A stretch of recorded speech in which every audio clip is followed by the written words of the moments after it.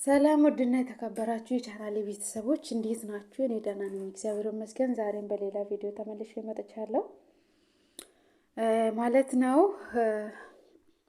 እንግዲህ እንዳያችሁት አብርሽና ሩታ በጣም የሚያሳዝን ነገር በመሀላቸው ተከሰተ ማለት ነው እና በጣም ነው የሚያስደነግጠው። እንግዲህ ሩታ እንዳያችሁት እንደዚህ ተደባዳቢ ነች ማለት ነው እና ልጁም በጥፊ ያለች። በነገራችን ላይ ወንድ ልጅ አይመታም፣ ሩታ ግን በጥፊ ብለዋለች። መቼ ምንም ማድረግ አይቻልም ማለት ነው እና ልጁ የ3 አመት ፍቅረኛ እንደሆነ ነው እንግዲህ ለሷ ብለው ከአዲስ አበባ ወደ ቡታጀራ ሩታን ለመፈለግ የሄደ ፍቅረኛ ነው ማለት ነው እና ዘንድሮ ወንዶች በጣም ምን እንጃ ለፍቅር ያላቸው አመለካከት እጅግ በጣም ነው ደስ የሚለው በእውነቱ ማለት ነው እና እንግዲህ እንደምታውቁት የፊሾ ወንድሜም ማለት ነው ወንድሜም ሰሞኑን እያለቀቀሰ ነው። እሱም ወደ ቡታጀራ ሊሄድ እያለ ነበረ ማለት ነው እና እኔ ወጪም ሁሉም ችዬ ወደ ቡታጀራ እንዲሄድ አድርገዋለሁ ብዬ ነበረ። ግን አሁን ትቻለሁ፣ እኔ ሀሳቤን ቀይሬያለሁ። ምክንያቱም ሩታ ሌላ ፍቅረኛ ስላላት ለፊሾ ስለማትሆን ማለት ነው እና ስለማትሆን ሌሎቹም ሊኖሩ ይችላሉ፣ ቀስ በቀስ ሊመጡ ስለሚችሉ ስለዚህ ኤፊሾ ባለበት ይቀመጥ። መጀመሪያ ቲኬትም ቆርጥለታለሁ ብዬ አስቤ ነበረ። ምክንያቱም ወንድሜ በጣም ተጎድቶብኛል ማለት ነው እና በዚህ አጋጣሚ እንግዲህ ኤፊሾ ተስፋ ቁረጥ። ምክንያቱም ለአንተ አትሆንም በቃ ካሁን በኋላ ማለት ነው እና ሌሎቹም ይኖራሉ። በዚህ ግንዛቤ እኔ እንደሰማሁት እንዳየሁት ከሆነ ሌሎች ፍቅረኛም ሊኖር ይችላል የሩታ ማለት ነው። ይሄ ራሱ እንግዲህ ያስቡትና ኤፊሾ እንዳይቀድም ብሎ ነው ይሄ ራሱ ከአዲስ አበባ ወደ ቡታጀራ የሄደው ማለት ነው። እንግዲህ ለዛ ነው የ3 አመት ፍቅረኛው ነው ማለት ነው። እንግዲህ እንደዚህ እየተፋጠጡ ነው ሶስቱም ማለት ነው። አብርሽ የኔ ትሁን ይላል፣ ይሄኛው ደግሞ የኔ ነች እያለ የ3 አመት ፍቅረኛ ልቀቅልኝ፣ ተውልኝ እያለ ነው ማለት ነው። እና ለአንድ ቪዲዮ ብላ ሩታ እንደቀየረች ነው እንግዲህ ይሄ ልጅ እየተናገረ ያለው። ዞሮ ዞሮ አሁን ሩታ ወስደው ወደ አዲስ አበባ ልመለስ ነው ማለት ነው። እንግዲህ እኔ ዕቃ አይደለሁም ከአንተ ጋር ተከትዬ አልሄድም በማለት ሩታም ተናግራለች። እውነትም ደግሞ እቺ ልጅ ዕቃ አይደለችም፣ ማንም ጎትቶ ወዲህ የሚወስዳት ማለት ነው እና ከዚህ በፊትም አብረሽ ለሷ ብሎ ብዙ ነገሮችን ሆኖ ነበረ። ራሴን አጠፋለሁ ስል እኛ ከልክለ ነው መክረ ነው ወደ ድሮ ማንነቱ አብርሽም እንዲመለስ አድርገን ነበረ ማለት ነው እና እኛ ከሱ ጋር ሆነን ከአብርሽ ጋር ማለት ነው እና አሁን ደግሞ ይሄኛው መጥቷል።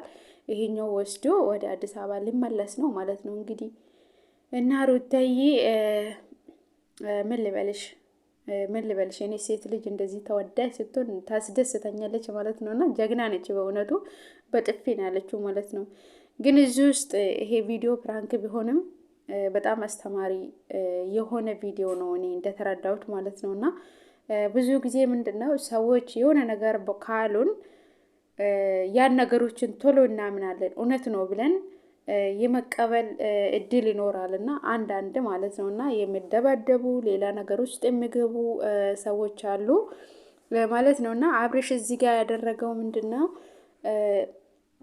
የሩታ ፍቅረኛን የ3 አመት ፍቅረኛዋ ነኝ ብሎ እዚህ ጋር ተቀጣጥሯል። ከመጡ በኋላ አብርሽን ከነገረው በኋላ አብርሽ ምንድነው ያደረገው ሩታ ጋር ደውሎ ሩታ እንድትመጣ ያደረገው ማለት ነው። ሁለቱም ፊት ለፊት ሆኖ እንዲነጋገሩ ነው ያደረገው ማለት ነው እና ማለት ቤት ገብቶ እሷን ከማኩረፍ ወይም ደግሞ ራሱን ከመጠራጠር እውነት ነው ወይስ ውሸት ነው ብለው አንድ ሰው የሆነ በራሱ ከሚጨናነቅ ያን ነገር ቶሎ ችግሮችን መፍታት ይሻላል ብዬ ነው የማስበው እና ውስጣችንም ሰላም ያገኛል እና በሆዴ የሆነ ነገር ይዘን ያን ነገርም ያሰውም ሌላ ሰውም ያለማስቀየም ስንል በውስጣችን የሆነ ነገር እንይዘዋለን። ነገር ግን ደግሞ እኛ ይጎዳናል ማለት ነው እና ሁሌ ያን ነገርን እያሰብን ውስጣችንን እንጎዳለን። ግን አውጥተን የምንናገር ከሆነ ወይም ያ ነገር መፍትሄ የሚያገኝ ይሆናል። መፍትሄም ካላገኘ ደግሞ እኛ ያን ነገሩን እውነት እንደሆነ ካወቅ ውስጣችን ይረጋጋል ማለት ነው እና ለማንኛውም ቶሎ አንድ ነገር መወሰን ጥሩ አይደለም። እነዚህ ልጆች አሁን ቢደባደቡ ጉዳት ላይ ቢደራረሱ ተጎጂ ማን ነው የሚሆነው? አብርሽ ነው ማለት ነው። ምክንያቱም ይሄ ነገር ፌክ ነው፣ እውነት አይደለም።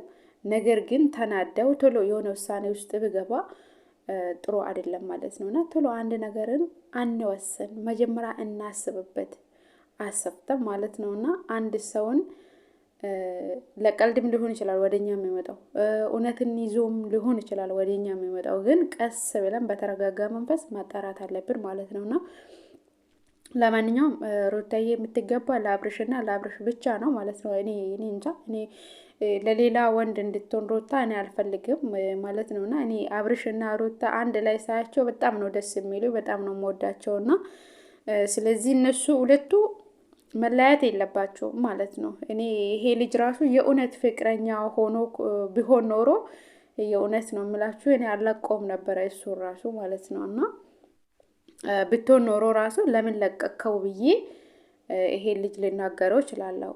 ግን ፕራንክ ነው ያደረጉት ግን ፕራንክ ነው። ሆኖም ግን ምን አክል እንደሚዋደዱ አብርሽና ሩታ በጣም ተረድተናል ማለት ነውና አብርሽም ምን አክል ጥሩ ሰው እንደሆነና ነገሮቹን በተረጋጋ መንፈስ መረዳት እንደሚችል ነው ከሱ ያየሁት ነገር ቢኖር ማለት ነውና ሩታም እንደዛው አትመን እኔ ወደሃለው እኛን ለማጣላት እኛን ለማለያየት ነው ብላ ነው ለአብርሽ ስትናገር የነበረው ማለት ነውና እና ፈጣሪ ፍቅራችሁን ያዝልቅላችሁ ነው የምለው።